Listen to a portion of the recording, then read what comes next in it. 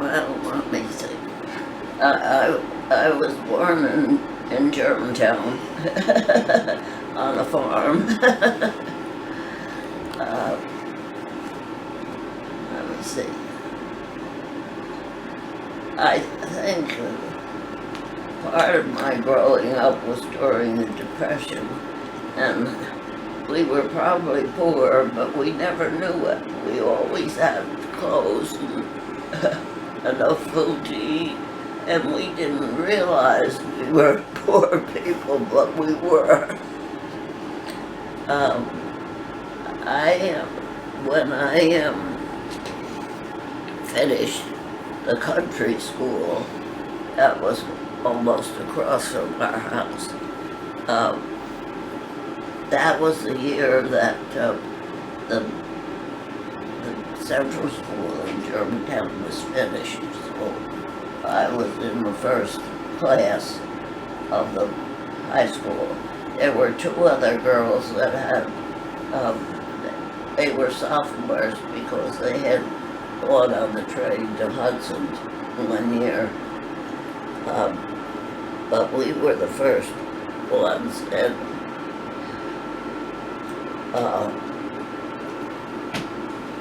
we had most of our teachers like English or languages, or there was no science there. Right through most of the 4 years, we knew all the teachers pretty intimately. And there was no gym, anything like that. Somebody came down from the State Department with a lot of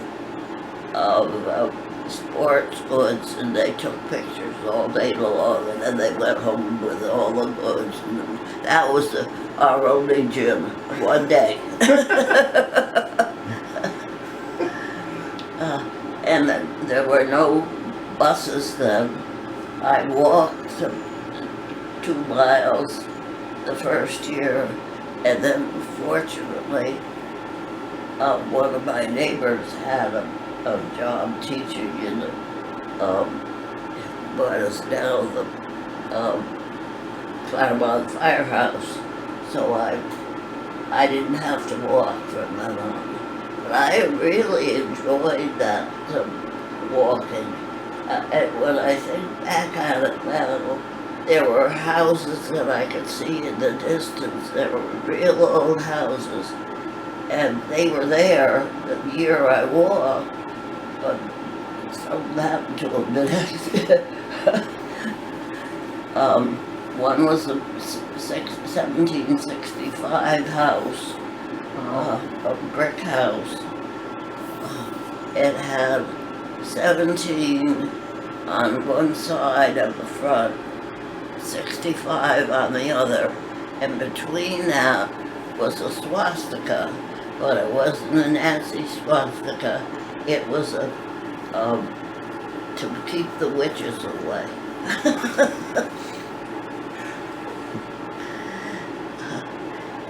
And the other house, that was a big wooden house, that was gone in no time at all. I don't know what happened to it. What were your parents like?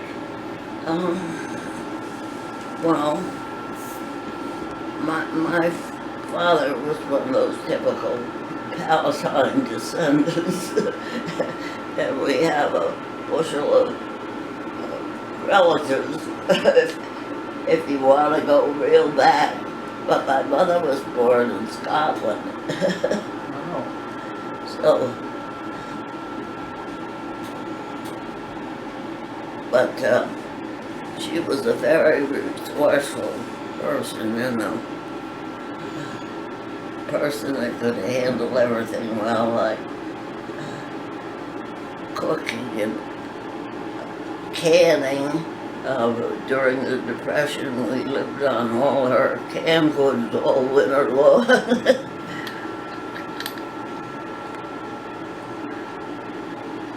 me see what else.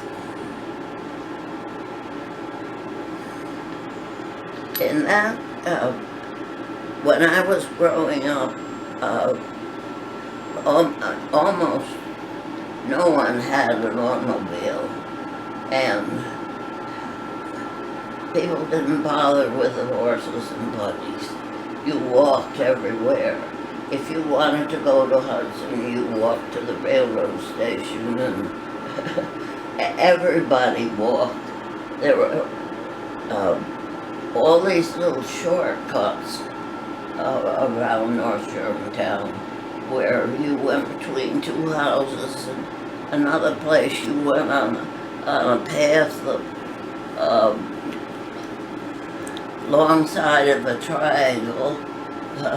You crossed a creek on stepping stones. And my father decided when I was almost 5 that he wasn't going to take time out to go to the post office every morning. I could go, and I wasn't even, but there were no automobiles on the road, so it wasn't dangerous. And I did that almost till the time I went to high school. I went every morning right after breakfast to get the mail. I think my father in the summertime was much more interested in getting the paper that had the baseball scores than he did in getting the mail. What was it like to be a kid in Germantown? What did you do for fun? Well, in the summertime, we had neighbors' kids that came in almost every night before dark, and we played hide and go seek or some of those games right up until it was too dark. And when miniature golf started in, the boys made their own miniature track out of logs, hollow logs, stuff like that. And there weren't any girls my age, but there were boys. I had a brother that was a year younger, and his friends. So wherever they went, I went. There was a creek half a mile away. We lived along that creek. There was the South Cove at North Germantown, and we didn't do much fishing there, but we went down and watched the turtles, great big snapping turtles, as big as this. We trammed one way or the other, east or west, either to the creek or to the cove. And of course, we skated on the cove if we had skates. Most kids didn't have the kind you have now. They had kinds that you clamped on your shoes, which weren't too successful, but it was better than nothing. What did the town of Germantown look like when you were young? To tell the truth, I didn't know what it looked like. We never went there. I suppose my father did, or shop, but I never went with him.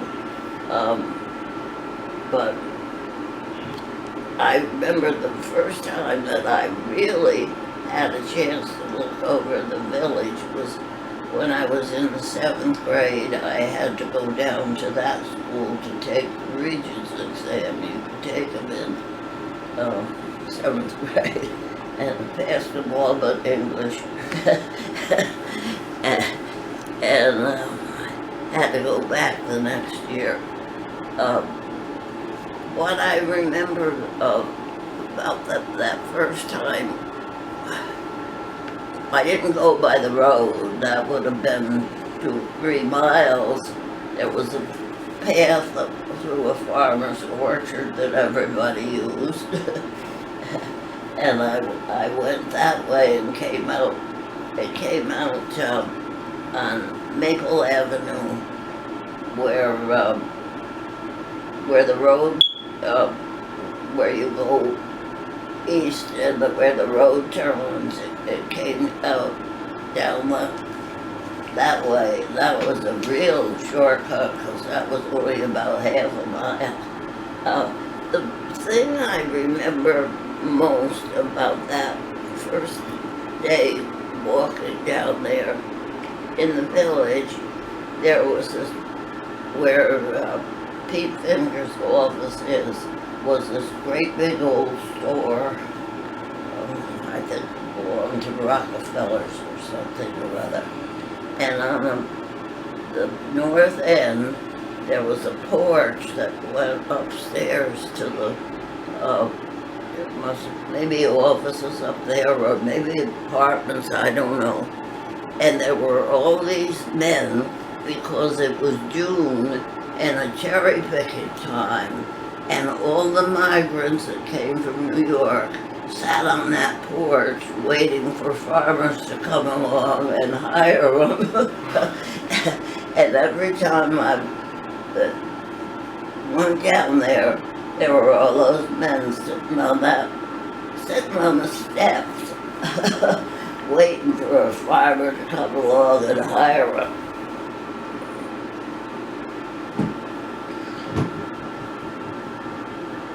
Stores that were there or anything until the school was built. And then there was Harry Stevens' store, you know, where Rashes used to be. There, I guess it must have been 2 stores in town. That one and that Rockefeller store. And when that was turned down, they must have built that Ginsburg store, the Sotto's now. How old were you during the Depression? Well, it was just starting when I started teaching in 1930. And when did it really start? 1929. What was it like in the town during the Great Depression? I don't really remember. I remember all those ration books, that kind of stuff. And somebody corralled me into selling war bonds to the neighbors. That's about all I remember of it. Did the war have a big effect on our town? Well, I don't know how to say that. There were all those men in service that we all waited for them to come home on leave. At that time, when I grew up, there was prohibition, but it wasn't in effect. Now, if you knew the right people in Germantown, all the young people drank some, even the high school kids, if they had a party, and during World War II, the meeting place for everybody who wanted to see the boys that were home on leave was Green Gables, no, Blue Gables. You know where that is.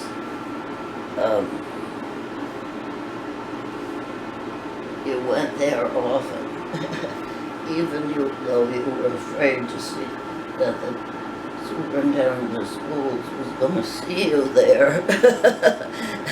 Nothing ever happened.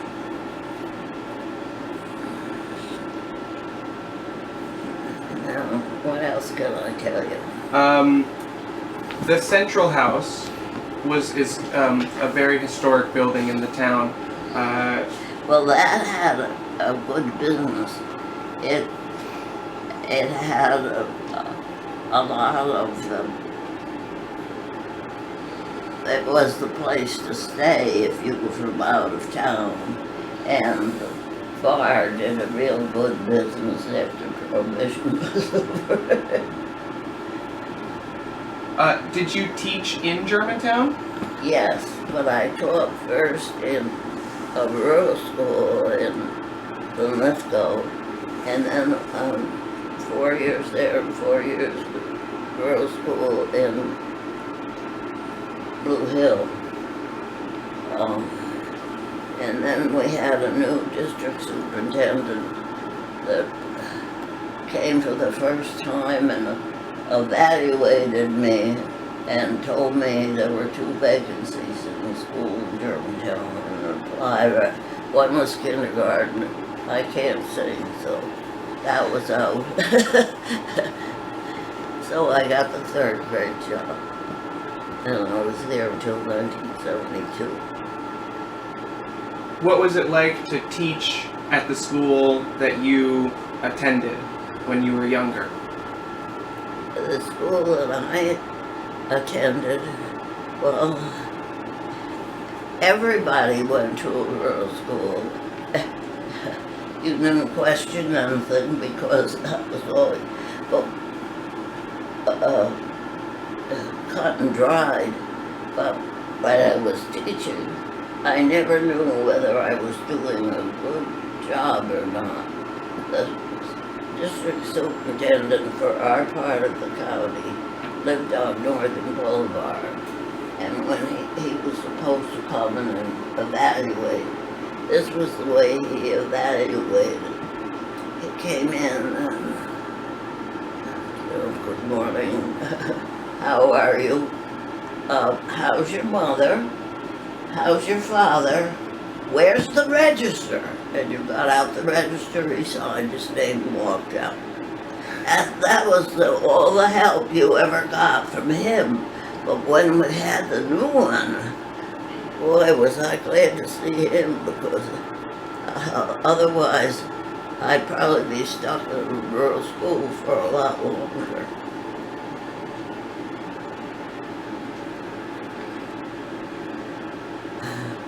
But it was a hard job, but it was a fun job too, because there were no discipline problems.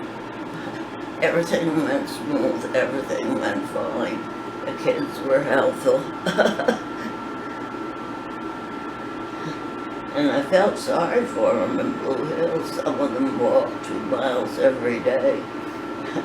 And it didn't make any difference what the weather was or how much snow. You still had school. What do you think is the, what did you notice changing in Germantown over time?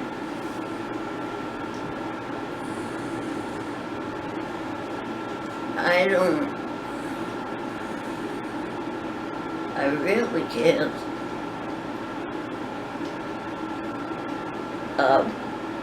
Besides grocery stores, there was a butcher shop. Before that, there was a harness maker and all. I mean, it was a busier place. And maybe from the Depression on, it sort of lost. The town lost a lot of, and then of course the bank failed, and that made a big dent. What was the outcome of the bank failing? How did that affect the town? I really don't know. I didn't have any money. But I know it affected the high school kids, because they all had money. Each class had money in the bank so that they'd have a trip to Washington, and of course, there were 3 or 4 years, no trips to Washington because they lost their money. But I don't know. I probably didn't know enough of other people that it affected. When you were younger, did you have any odd jobs around town? Did you work for anybody? No, we had cherries and apples, and I worked every, as soon as school was out, either grade school or high school, packing cherries and picking cherries, but that, and other odd jobs. I never had to pick apples that were too heavy to carry. What's the hardest part of picking cherries? Well, you have to be brave because you have to get up on a 30-foot ladder and reach out.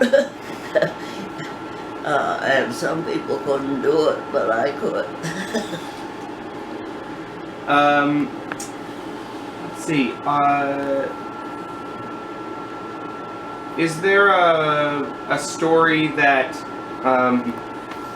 I can't hear you. Okay. I just, if there's a difference in the way they were treated or their responsibilities on the farm? So was there a difference between your responsibilities and your brother's responsibilities on the farm? Oh, no.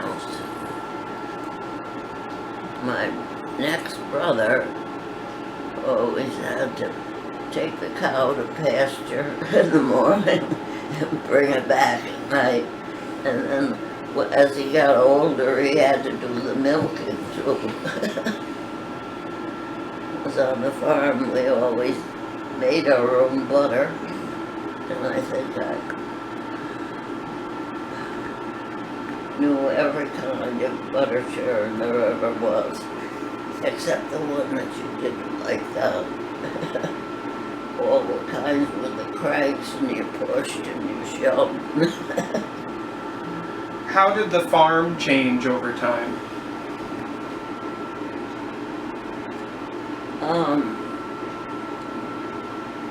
I don't think it really changed much. During the Depression, it hardly paid some farmer to raise fruit. You didn't get enough money. But otherwise, even people with only an acre or two had a few apple trees, a few cherry trees, a few pear trees, and that was their extra money, even if they had another job. Was there But we always had chickens beside fruit. But during the Depression, that wasn't a profitable occupation either.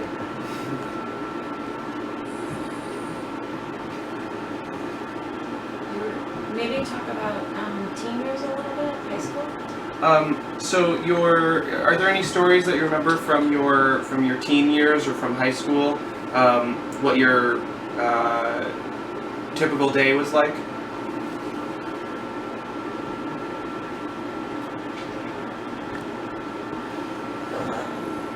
Any special?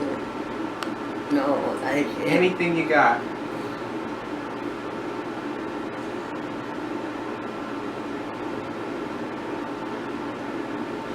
Social life? It was interesting going to the central school because there were such nice kids that went there. They didn't have the problems that we have now. I remember 3 boys that decided the first day of deer hunting they were going to go hunting. and they had talked to a new woman teacher and told her that they were going hunting the next day, without permission, of course. And she decided to go too. Well, boy, that made a big fuss with the principal. And the boys never came back to school. They knew they were in trouble, and they never finished high school. All three of them. That was like kind of the biggest problem that you would have to face was.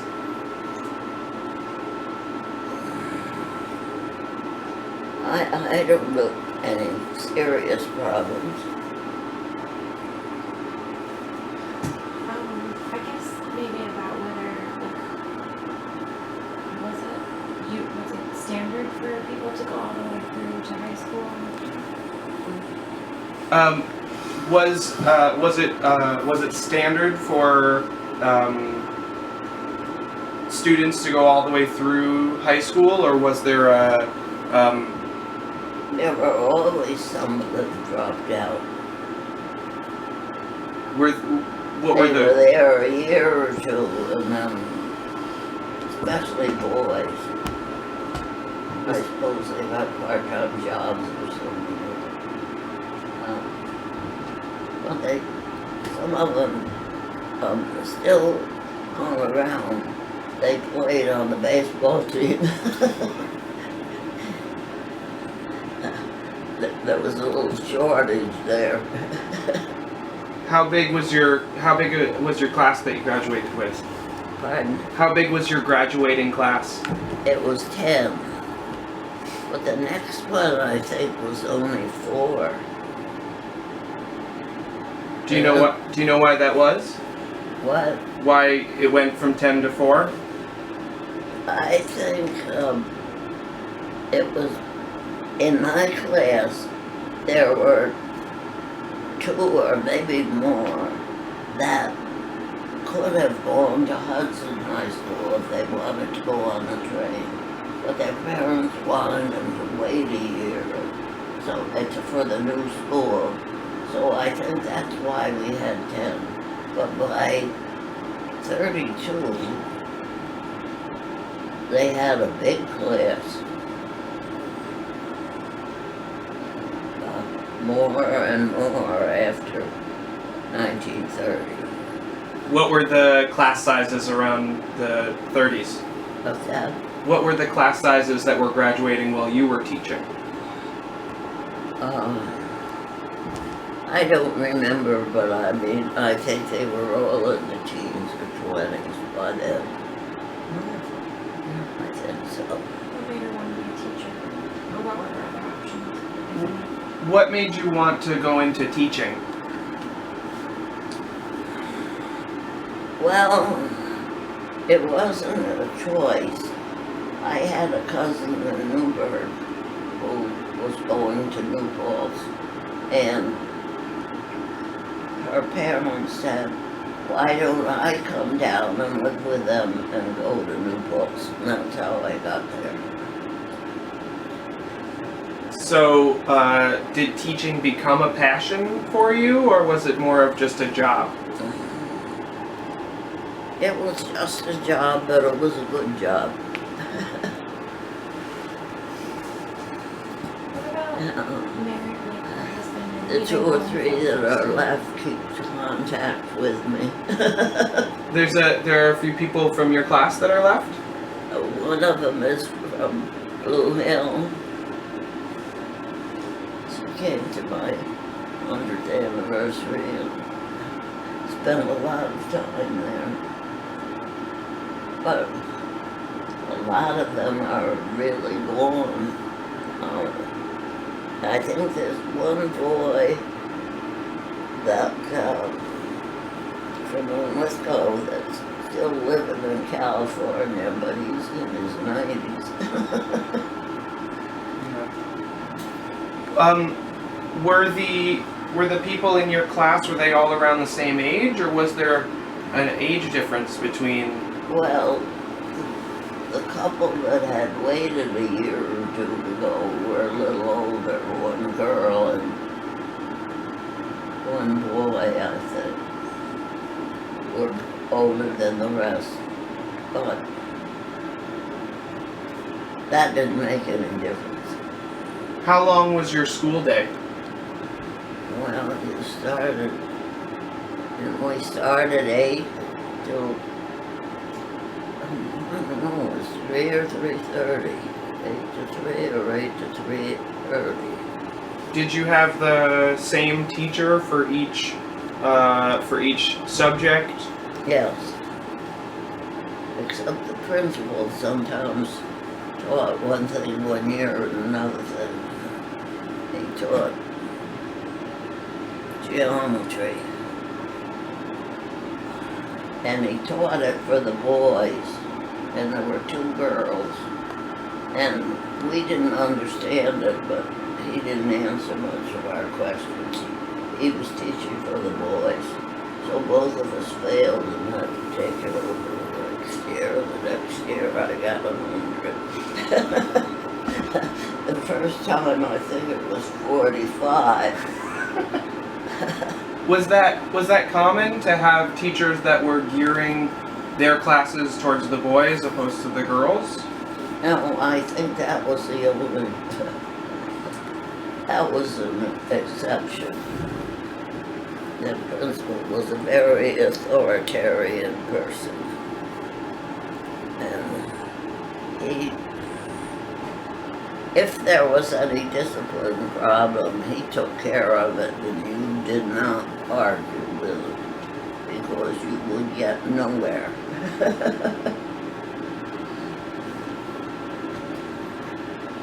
Her husband moving away from home or starting her own home. What was it like for you to move away from home to go to college? Well, it was hard because money was very scarce. So you didn't go to the movies or anything like that when you went to school. But you had friends in your boarding house or so on. So when the weather was good, the girls that lived in our house did an awful lot of walking. We often walked to Mohonk, which was 8 or 10 miles away. And then coming back to town after college, was the town? Did you see the town differently after you had been to college? Well, I don't know. I wasn't in the town after that, you were. What about as you got older in your teenage years in high school? What was there to do for a young couple or people who were courting? Was there anything in the town for them to do for dates or anything like that? Not much. Now and then there was a high school dance. 2 teachers always had to chaperone, 2 different ones. But outside of that, I don't think there was too much to do. What was the music being played on for the dance? It wasn't a live orchestra, it was always phonograph, I think. They had a big phonograph? Was it held at the school? Yes, always at the school. What kind of music were you dancing to? Well, all the popular music. I remember chaperoning one class for a couple of times, and one of the things they were playing was Piston Mama. Did you ever hear of that? No. Where the boys always threw the girls out and then brought them back, And that was banned. It was decided it was too dangerous. That's the only music I remember. Well, we did have there was a town basketball team that played in the Grange Hall, and on Saturday nights after the game, they sometimes had a live orchestra, and it played all the popular music, and everybody who could went. Some went for the basketball games, some went for the dancing. Were you a good dancer? I never was good. I think I had 2 left feet, but I managed. What about, she said she's taught until the 70s, what about some of the later years? How things changed, how students changed, the school? So your later years of teaching, how had things changed? The students or the school? What was different for you?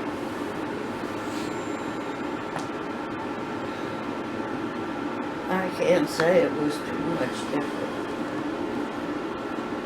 One thing we did, Lithgow built a new hall, and they had basketball games, and they were much more popular than Germantown. And then the powers that organized that decided they had to have some more excitement, so they organized a girls' basketball team, and I guess it played a year or 2 while I was in New Paltz, and then what I knew about basketball you could put on the head of a pin, but anyway I played till I learned. But we did that 3 or 4 years, and they always usually had an orchestra after the games. That was something to go to. You said when you were younger, when you were a child, that you would have neighbors' kids to play with. What would you do when they weren't around? What would you do to keep yourself entertained, keep yourself busy? Oh, you always have chores and stuff like that.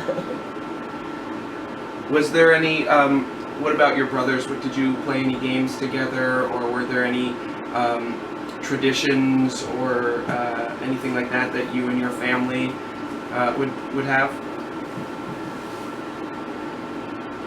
No, I can't think of it.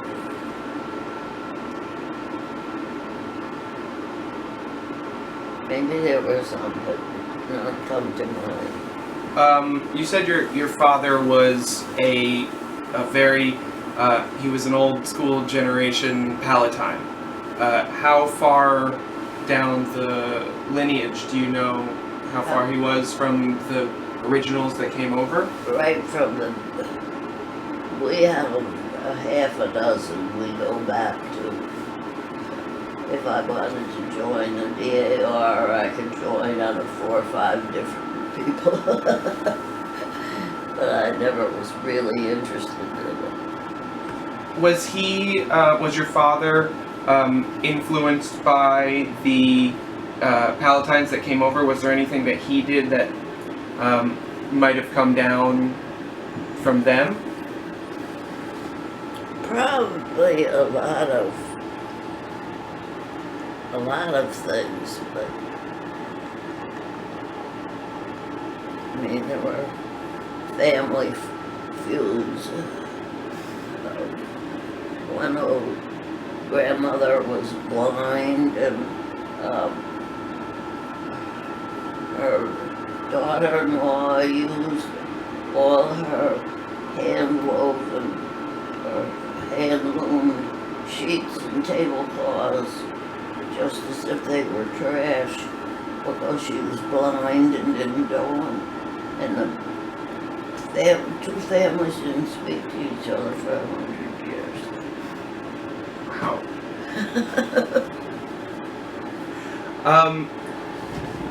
What about the religion? What about religion for your family?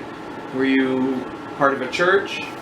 I guess from the beginning of the Palatines we were reformed, but then a group of people came from Connecticut and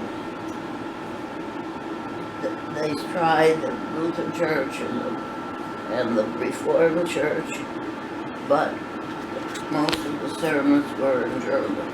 So they tried some church in Red Hook, and the church welcomed the men, but they didn't welcome the women. So they decided they had heard about the Methodists, and one of them lived right next door to where I lived on Sharps Way, where the Caldwells lived across from the garage, a family named Nash, and their daughter and son-in-law came from Connecticut and lived up by I'm